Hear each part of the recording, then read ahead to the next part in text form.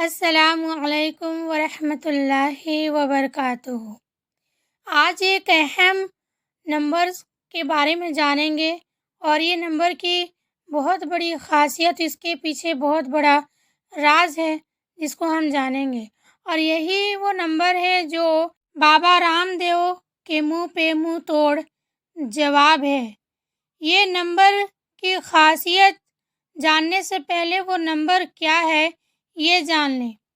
قرآن مجید میں 7 نمبر بار بار آیا ہے، جیسے کہ اللہ تعالیٰ نے فرمایا کہ 6 دن میں زمین اور آسمان بنایا اور 7ویں دن میں وہ عرش پر ٹھہرا۔ اسی طرح ہفتے کے 7ویں دن کو سارے دنوں کا سردار کہا گیا، یعنی کہ جمعہ کے دن کو۔ ہم کو یہ بھی معلوم ہے کہ اللہ کے گھر کعبہ کا 7 بار طواف کا حکم ہے۔ ہم کو یہ بھی معلوم ہے کہ 7 مرتبہ صفا و مروہ کا چکر لگانے کا حکم ہے، اور ہم یہ بھی جانتے ہیں کہ شیطان کو کنکریاں 7 بار مارنے کا حکم دیا گیا ہے۔ اور یہ بات تو سب کو معلوم ہے کہ نماز میں سورہ فاتحہ پڑھنے کا حکم ہے، جس کے بغیر نماز نہیں ہوتی۔ اس میں ٹوٹل 7 آیتیں ہیں اور کمپلیٹ اس میں 21 حروف ہے، اور جنت اور جہنم کے دروازے 7 ہیں اور ان کے 7 درجے ہیں۔ اللہ نے قرآن میں فرمایا ہے کہ 7 آسمان اور 7 زمین بنائی ہیں، جس کے اندر اس کے حکم اترتے ہیں۔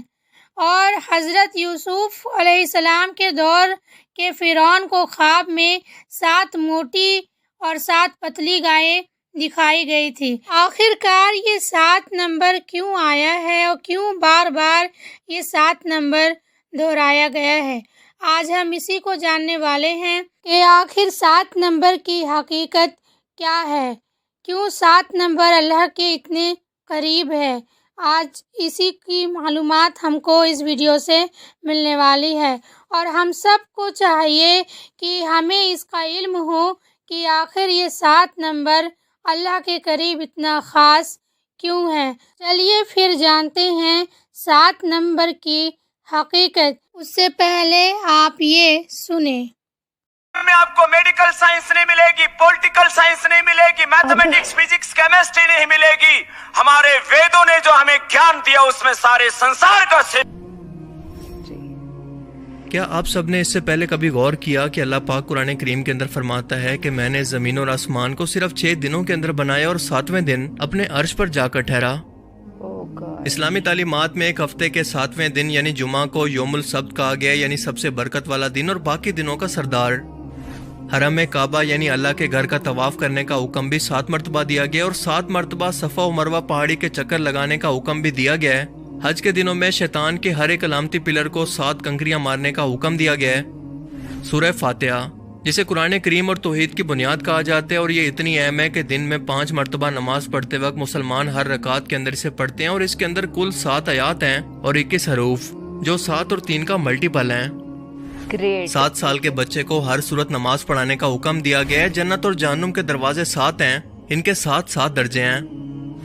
سورہ الطلاق آیت 12 کے اندر ارشاد ہوتا ہے کہ اللہ نے 7 آسمان اور انہی کے برابر 7 زمینیں بنائیں، جس کے اندر اس کا حکم اترتا ہے۔ اس کے علاوہ اللہ نے زمین پر اور 7 مضبوط آسمان یا پھر آسمان کی تہیں بھی بنا دی ہیں۔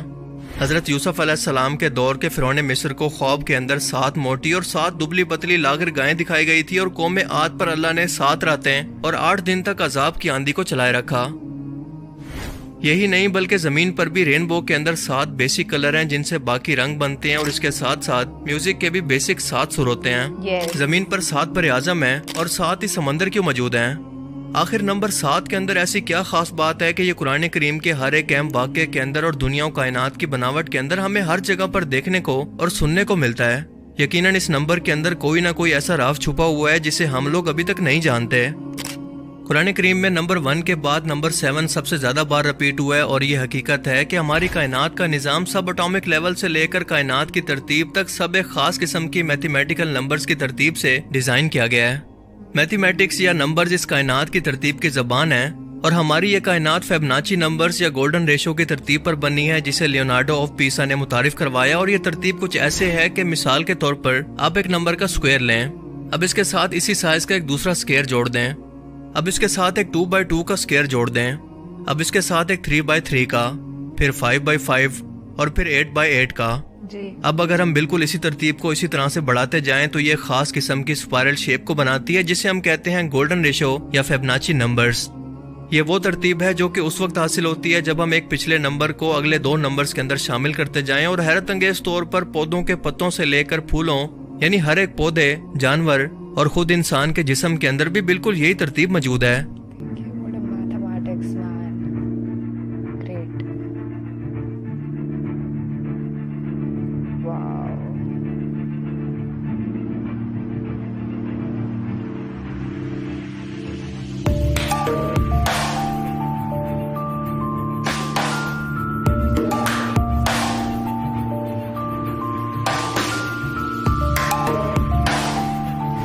سمندر کی لہریں ہوں یا اس کے اندر موجود سمندری مخلوقات یا ہماری کائنات کے اندر موجود پلینٹس اور گلیکسیز، حیرت انگیز طور پر یہ سبھی کی سبھی اسی اسپائرل پیٹرن کو فالو کر رہی ہیں جو کہ ہمیں یہ بتاتا ہے کہ اس کائنات کا بنانے والا بھی صرف ایک خدا ہے جس نے اس پوری کائنات کی ترتیب بھی بالکل ایک جیسی رکھی ہوئی ہے۔ یہ ہمیں کائنات کے ایک خالق یا ایک ہی سوچ کا پتہ دیتی ہے۔ کچھ ہی سال پہلے اس فارمولا کی مدد سے انسانوں نے کائنات کی اس حیرت انگیز ترتیب کی کھوج کی، اور انسانوں کو اللہ کی قدرت کی ایک اہم ترین جھلک نظر آئی کہ یہ کتنے پرفیکٹ انداز کے اندر سوچ سمجھ کر بنائی گئی ہے، جیسے کوئی انجینئر ایک بلڈنگ بنانے سے پہلے اس کا پورا اسٹرکچر اور اس کے نقشے کو بناتا ہے تاکہ یہ ٹکی رہے۔ پر ہمیں آج تک یہ نہیں پتا کہ یہ کائنات کے اندر ترتیب موجود کیوں ہے، بس یہ پتا ہے کہ یہ موجود ہے۔ بالکل ایسے ہی جیسے ہم نمبر 7 کو اسلامی تعلیمات سے لے کر زمین و آسمان کی ہر ایک ترتیب کے اندر دیکھتے ہیں، مگر اب تک یہ نہیں جانتے کہ اس کے پیچھے خاص وجہ یا میتھمیٹیکل لاجک دراصل ہے کیا۔ آسان الفاظ میں اسلامک اسکالرز کے لیے اور سائنٹسٹ کے لیے نمبر 7 آج تک ایک مسٹری ہے، ایک پہیلی جس کا اب تک کسی کے پاس کوئی جواب نہیں۔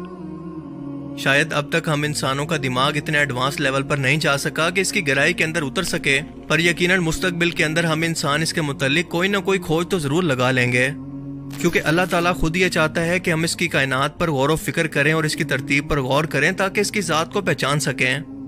اس لیے وہ بار بار انسانوں کو دعوت دیتا ہے کہ ہم نے دنیا و کائنات کے نظام کے اندر دن اور رات کے بدلنے کے اندر نشانیاں رکھی ہیں، مگر صرف اور صرف عقل والوں کے لیے۔ پھر فرماتا ہے کہ ایک نظر اٹھا کر اس کی کائنات کو دیکھو تو تمہیں اس کے اندر کوئی خامی نظر نہیں آئے گی، یہ بالکل پرفیکٹ ہے، بالکل اللہ کی ذات کی طرح۔ قرآن کریم علم کے علاوہ نمبرز کی ترتیب کے لحاظ سے بھی ایک معجزے سے کم نہیں ہے۔ مثال کے طور پر اگر آپ پورے قرآن کا مطالعہ کریں تو لفظ سزا 117 بار رپیٹ ہوا ہے، جبکہ لفظ معافی 234 بار۔ اسی طرح سے اللہ تعالیٰ قرآن کریم کے اندر حضرت محمد صلی اللہ علیہ وآلہ وسلم سے قرآن پاک کے اندر فرماتا ہے کہ کہو، یہ کہو کا لفظ 332 مرتبہ رپیٹ ہوا ہے، یعنی 332 ٹائمز، اور اس کے جواب میں لفظ انہوں نے کہا بھی 332 مرتبہ رپیٹ ہوا ہے۔ حیرت انگیز طور پر لفظ دنیا اور آخرت کی زندگی دونوں 115 مرتبہ رپیٹ ہوئے ہیں۔ شیطان اور فرشتے دونوں کا ذکر پورے قرآن کریم کے اندر 88 یعنی 88 ٹائمز کے اندر ہوا ہے۔ یہ کیسے ممکن ہے؟ جنت اور جہنم دونوں کا ذکر 77 ٹائمز، جبکہ زکوٰۃ اور برکت کے لفظ دونوں 32 مرتبہ یعنی 32 ٹائمز کے اندر رپیٹ ہوئے ہیں۔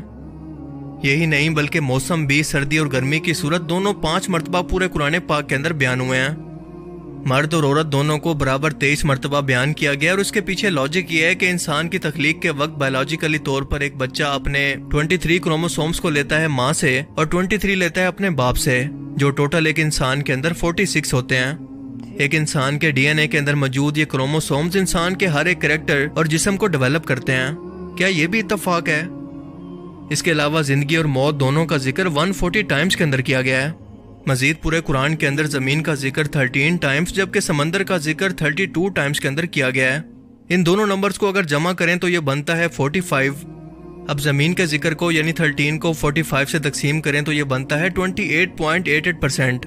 اب اسی طرح سمندر کے ذکر کو یعنی 32 کو 45 سے ڈیوائیڈ کریں تو یہ نکلتا ہے 71%۔ اور ہم سبھی لوگ جانتے ہیں کہ ہماری ٹوٹل زمین پر خشکی ہماری پوری زمین کے 28.88% حصے پر موجود ہے اور سمندر 71% حصے پر۔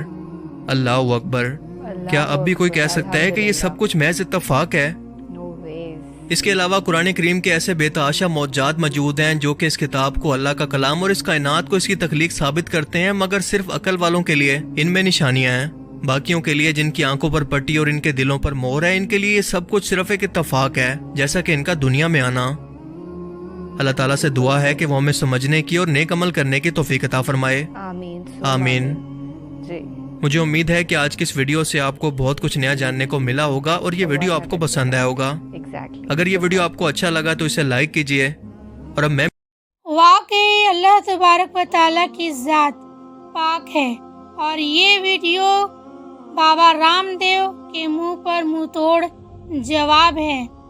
یہ علم اگر بابا رام دیو اور ایسے لوگوں تک پہنچے جو قرآن پر انگلیاں اٹھاتے ہیں تو یہ کتنا ہی اچھا اور بہترین ہوگا، کیونکہ انگلی اٹھانا بڑی بات نہیں ہے، اپنی غلطی کو ماننا یہ بڑی بات ہے۔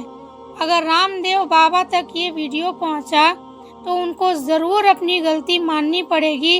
قرآن پہ انگلی اٹھانا ان کا غلط تھا، اور قرآن حق ہے، اور وہ تمام جہان کے لوگوں کے لیے ایک بہت بڑی نشانی ہے، اور اس قرآن میں وہ تمام چیزیں ملتی ہیں جو ہمارے علم میں اضافہ کرتی ہے، اور یہ عقل والوں کے لیے نشانیاں ہیں، اور یہ انہی کو سمجھ میں آتی ہے جو عقل رکھتے ہیں۔ تو آپ جتنے لوگ اس ویڈیو کو دیکھ رہے ہیں، آپ اس ویڈیو کو اتنا شیئر کریں کہ رام دیو بابا تک پہنچے اور رام دیو بابا کو اپنی غلطی ماننی پڑے۔